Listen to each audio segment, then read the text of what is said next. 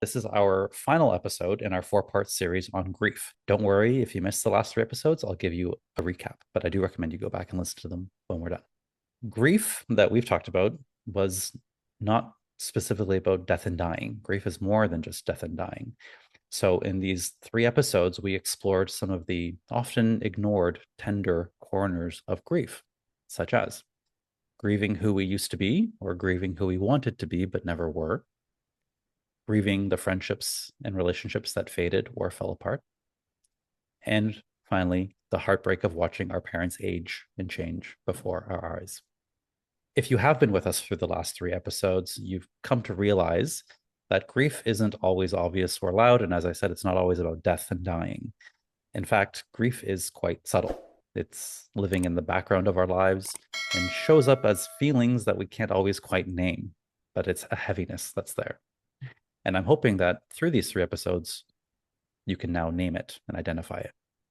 A lot of us feel grief even though no one has died. It's kind of like shame in that it's there and heavy, but hard to pinpoint and hard to name, and also easy to get lost in.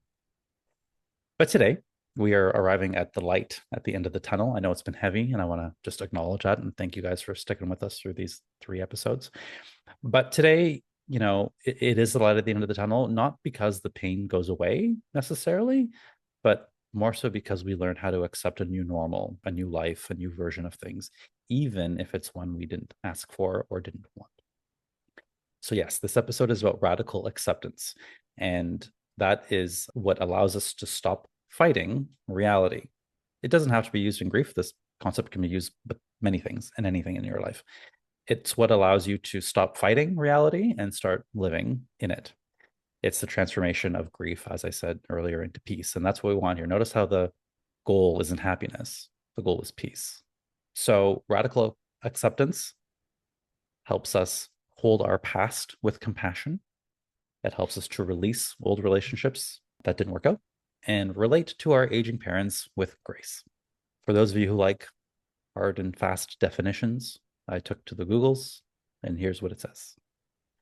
Radical acceptance means fully acknowledging reality exactly as it is, without denial, resistance, or avoidance, even when it's painful. Now, if you're like me, I asked, well, why add the word radical and not just acceptance? What's the difference? So I'm going to share with you the difference. Acceptance often implies a begrudging tolerance.